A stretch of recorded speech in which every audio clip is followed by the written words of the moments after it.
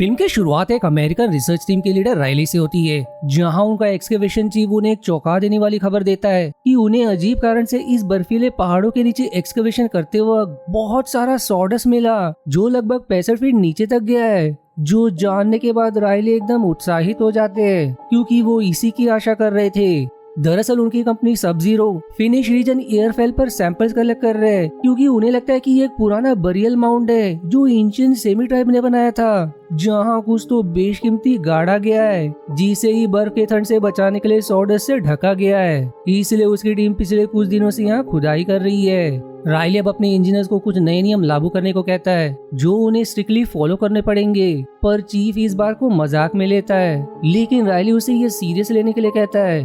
आखिर क्यों, ये हमें आगे पता चलेगा। वहीं दो लोकल लड़के जूसो और पिएत्री इन्हें चुपके से देख रहे होते हैं, क्योंकि दोनों भी क्यूरियस थे कि यहाँ चल क्या रहा है। अब इससे पहले कि वो एक्सकेवेशन के एक्सप्लोजन में मारे जाए, वो वहाँ से जाने लगते हैं। पियात्री को फिर एक अजीब सी बात याद आती है, जो जूसो से कहता है कि सेंटा क्लॉज असल में एक हॉरर फिगर है जो बदमाश बच्चों को पनिश करते हैं। पर जूसो सेंटा क्लॉज पर यकीन नहीं करता, लेकिन पियात्री को यकीन है कि ये सच है। इसलिए घर पहुंचने पर वो अपने घर की पुराने किताबों में सेंटा क्लॉज के बारे में शोध करने लगता है, और वहाँ उसे कुछ पुरानी और डरावनी कहानियाँ मिलती है, जिन कहानियों में सेंटा क्लॉज को एक शैतान के रूप में दिखाया गया था, जो शैतानी बच्चों को सजा देते हैं। कुछ इलस्ट्रेशन में तो सेंटा क्लॉज को हॉर्न्स वाले रूप में बच्चों को मारते हुए दिखाया गया था। यहाँ उन्हें बच्चों को एक बॉइलिंग तेल में खौलाते हुए दिखाया गया था, जो देख पियात्री एकदम घबरा जाता है, क्योंकि उसे उसके पिता ने एक्सकेवेशन साइट पर जाने से मना किया था, पर उसने उनकी बात नहीं मानी। इसलिए वो खुद को एक बदमाश बच्चा मानता है, जिन्हें इवल सेंटा क्लॉज पसंद नहीं करते।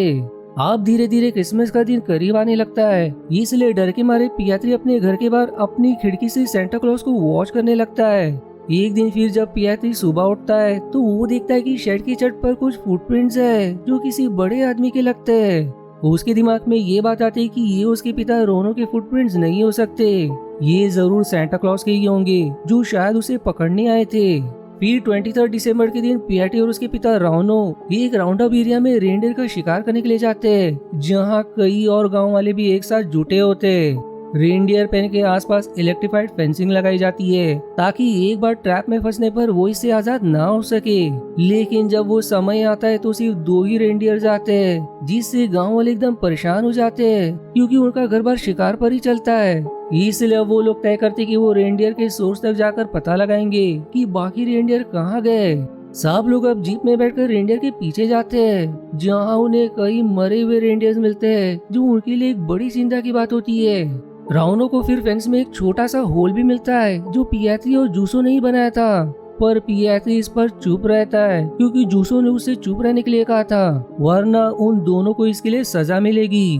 यहाँ राउनो का मानना होता है कि रेनडियर के गायब होने के कारण वो एक्सकवेशन का साइट ही है, और इस होल की वजह से कुछ वेयरवुल्व्स इस इलाके में घुस आए होंगे, जिन्होंने ही उन रेनडियर को मार दिया। इसलिए वो सब एक्सकवेशन साइट पर जाने का तय करते हैं, लेकिन वहाँ उन्हें कोई नहीं मिलता, सिर्फ एक बड़ा सा क्रेटर दिखाई देता है, जो एक्सकवेशन के दौरान बना था, जिससे वो लोग और भी टेंशन में आ जाते हैं। वापस आकर अब पियात्री जूसो को कुछ ड्राइंग्स दिखाता है, जो उसने एक्सकवेशन साइट के पास से उठाई थी। वो उसे एक चौंका देने वाली बात बताता है कि एक पुरानी ट्राइब ने सेंटा क्लॉज को कैद किया था, और उसे वापस जिंदा होने से रोकने के लिए उसे बर्फ में दबा दिया गया।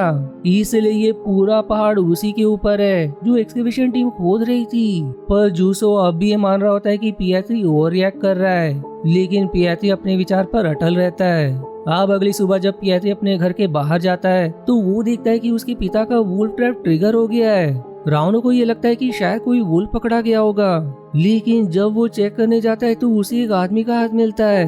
वो फिर जल्दी पियाटी को वापस भेज देता है और तुरंत अपने करीबी दोस्त को बुलाता है। दोनों भी मिलकर उस लाश को शेड में ले जाते हैं, और जब वो उस आदमी का जेब चेक करते हैं तो उन्हें एक कोट मिलता है, जिसमें एक अमेरिकन पासपोर्ट था, जिससे दोनों भी और कंफ्यूज हो जाते हैं कि ये आदमी कौन है और यहाँ क्या कर रहा था। इससे पहले कि शेरिफ को पता चले कि राउनो के इलीगल ट्रैप के कारण किसी की जान चली गई, राउनो एक कठोर फैसला लेता है उसकी लाश को कई टुकड़ों में काटकर ठिकाने लगाने की।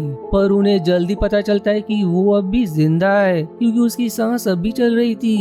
इसी बीच पियात्री शेड के पास से छुपकर सब कुछ देख रहा होता है, जिसे उसके पिता देख लेते हैं, इसलिए वो उसे फटकारने पड़ते हैं। लेकिन पियात्री डर के मारे घर से भाग उठता है, जिसे आखिर में लोकल शेरिफ से लिफ्ट मिल जाती है, क्योंकि पियात्री ने अब जूसू के घर जाने का फैसला किया था। रावनो भी फिर कार से उन्हें फॉलो करता है, इस उम्मीद में कि उनका बेटा अनजाने में शेरिफ को कुछ बता ना दे। पर यहाँ उसे कुछ और ही जानने को मिलता है कि किसी ने उनके बटाटे के गोनी चुरा लिए, पर बटाटे वैसे ही छोड़ दिए। शेरिफ भी फिर शेयर करता है कि गांव से कुछ बच्चे गायब है, जिनके घर से ओवंस और हीटर्स भी गायब हो रहे हैं। इसी बीच पियात्री जूसो से मिलने उसके रूम में जाता है, लेकिन जूसो उसे नहीं मिलता, बल्कि उसके बेड पर एक स्ट्रॉ फिगर मिलता है, जिससे पियात्री और ज्यादा डर जाता है, क्योंकि उसे लग रहा था कि ये सब सेंटा क्लॉज का ही किया करा है। वो अब वो स्ट्रॉ फिगर सबको दिखाता है, लेकिन सभी को लगता है कि जूसो कोई बदमाशी कर रहा है। इसके बाद फिर पियात्री अपने पिता से विनती करता है कि वो जूसो के पापा को लेकर उनके घर आए, क्योंकि उसे लगता है कि वो आदमी सेंटा क्लॉज है। लेकिन एडल्ट्स इस बात को अभी लाइटली लेते हैं। फिर लौटने पर जब वो सेंटा क्लॉज जैसे दिखने वाले उस आदमी को वापस शेड में ले जा रहे होते, तो वो उन पर हमला करने की कोशिश करता है, इसलिए उन्हें उसे चेन से बांधना पड़ता है। लेकिन फिर उन्हें उसके कोट से एक वॉकी टॉकी मिलता है, जिसमें से एक आवाज आती है जो सेंटा क्लॉज को लेने आने की बात कर रहा होता है, जो सुनकर सभी दंग रह जाते हैं। रावण और उसके दोस्त को तो पहले इस पर भरोसा नहीं होता, पर सिंस पहले उन्हें काफी नुकसान उठाना पड़ा है, जिससे उनके ऊपर बहुत कर्जा भी चढ़ गया है, इसलिए वो उस क्लेम सेंटा क्लॉज को पैसे के बदले सौंपने का तय करते हैं। इसीलिए वो उसे सेंटा क्लॉज के कपड़े पहनाकर एक बताए गए जगह पर पहुंच जाते हैं, जहां उनकी मुलाकात रायली से होती है, जो हेलीकॉप्टर से लैंड करता है। पर रायली जैसे ही उस आदमी को गौर से देखते हैं, तो वो समझ जाते हैं कि ये असली सेंटा क्लॉज नहीं है, बल्कि उनका एक हेल्पर है। वो अब सभी को आगाह करता है कि कुछ भी हो जाए, कोई भी किसी भी तरह की बदमाशी ना करे, लेकिन कोई भी उसके बातों पर ध्यान नहीं देता। और अब हम देखते कि कई सारे व्हाइट बियर्डेड ओल्ड मैन उन्हें चारों तरफ से घेर लेते हैं, जिनमें से एक रायली और फिर उसके पायलट की जान ले लेता है। अब बाकी सभी अपनी जान बचाने के लिए करीब के एक हैंगर में पनाह लेते हैं, पर यहाँ उन्हें फाइनली असली सेंटा क्लॉज मिल जाता है, जो एक ह्यूज आइस ब्लॉक में कैद था, जिसके इर्द गिर्द सारे मिसिंग बच्चे उसी बटाटे के गोनी में कैद मिलते हैं। और आइस ब्लॉक के करीब कई हीटर्स और ओवंस भी रखे थे, जो हेल्पर्स नहीं रखे थे, ताकि उनका लीडर आजाद हो सके, और आजाद होते ही वो इन सारे बदमाश बच्चों को सबक सिखा सके। अब हमें समझ में आता है कि उन एक्सकवेशन साइट पर लोगों का क्या हुआ, और आखिर उन रेंडियर्स की जान किसने ली।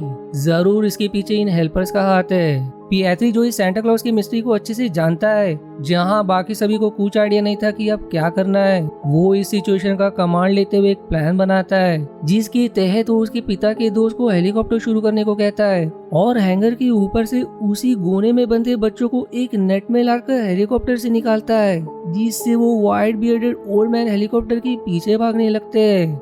जिसके बाद रावणो अपने एक और दोस्त के साथ मिलकर असली सेंटा क्लॉज की हॉर्न को काटने के बाद, ताकि उसे बेचकर उनके नुकसान का भरपाई हो सके, उस आइसबर्ग को डायनामाइट से उड़ा देते हैं, यानी कि असली सेंटा क्लॉज का खात्मा हो गया। वहीं अब यहाँ पियात्री हेलीकॉप्टर से एक डेयरिंग जंप के बाद रेनडियर पेन का गेट खोलने जाता है। जब तक वो white bearded old man helicopter के पीछे भागने में लगे होते, क्योंकि पियात्री का उन्हें पेन में लॉक करने का प्लान था।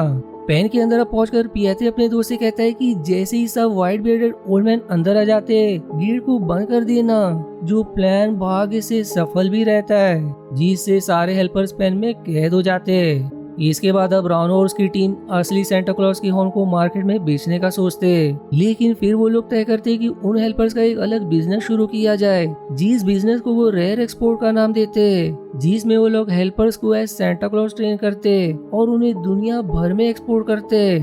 आखिर में अब पियात्री जो पहले सेंटा क्लॉज से बहुत डर गया था, अब बिजनेस के इस नए वेंचर का लीडर बन गया है, जिस नए बिजनेस वेंचर से उन सभी को बहुत प्रॉफिट मिलता है और उनका गांव वापस से एक नई तरीके से फल फूलने लगता है। जिसी के साथ ये मूवी यहीं समाप्त हो जाती है।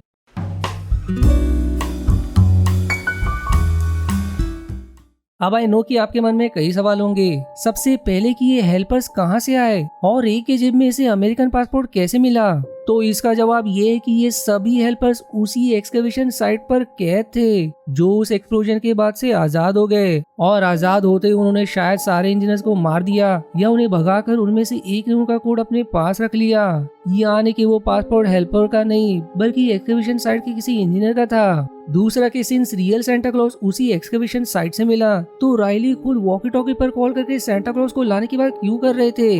वो दरअसल इसलिए क्योंकि जैसे कि मैंने कहा कि एक हेल्पर ने इंजीनियर की कोट ली थी जिसमें वो वॉकी टॉकी पड़ा था, इसलिए राइली ने एक्चुअल में अपनी इंजीनियर को कॉल किया था सेंटा क्लॉज को लाने के लिए, पर वो कॉल राउमन ने पिक किया। तीसरा सबसे जरूर सवाल कि मूवी के एंड में ऐसी अजीब लोगों को सेंटा क्लॉज बनाकर एक्सपोर्ट करना, ऐसा बिजनेस कैसे एग्जिस्ट कर सकता है? तो यहाँ मूवी इस बात को डार्क ह्यूमर के साथ पोर्ट्रे करती है कि कैसे एक टेरिफाइंग क्रीचर को कमर्शियलाइज करके प्रॉफिट बनाया जा सकता है, क्योंकि लोगों को बस एक चीयरफुल जॉली सेंटा क्लॉज चाहिए, जहाँ उसके पीछे की असली कहानी कितनी भी डार्क क्यों ना हो। वहीं सबसे जरूरी बात कि जैसे ही असली सेंटा क्लॉज मारा गया, हेल्पर्स उसके कंट्रोल से आजाद हो गए, जो फिर बिना किसी मास्टर के एक साधारण इंसान में बदल गए। पर मूवी के एंड में एक और डार्क रियलिटी है, क्योंकि जो हेल्पर्स पहले बदमाश बच्चों को सजा देते थे, अब वो सारे बच्चों को अपनों की तरह ट्रीट करेंगे। पर अगर इनकी ट्रेनिंग ठीक से नहीं एग्जीक्यूट हुई तो ये ही आगे जाकर फिर से अपने हेल्पर रूप में आकर उन बच्चों को सजा दे सकते हैं। अब आई होप आपको मेरी एक्सप्लेनेशन पसंद आए। अगर हाँ तो कमेंट जरूर करें और मेरे चैनल को सब्सक्राइब करके मेरा मनोबल जरूर बढ़ाए। मिलते हैं अगली मूवी की एक्सप्लेनेशन पर, तब तक के लिए धन्यवाद दोस्तों। आशा है आपको मेरी एक्सप्लेनेशन पसंद आई। यदि हाँ तो प्लीज वीडियो को लाइक करना और चैनल को सब्सक्राइब करके सपोर्ट करना ना भूलें। मिलते हैं अगले एक्सप्लेनेशन वीडियो में, तब तक के लिए धन्यवाद दोस्तों।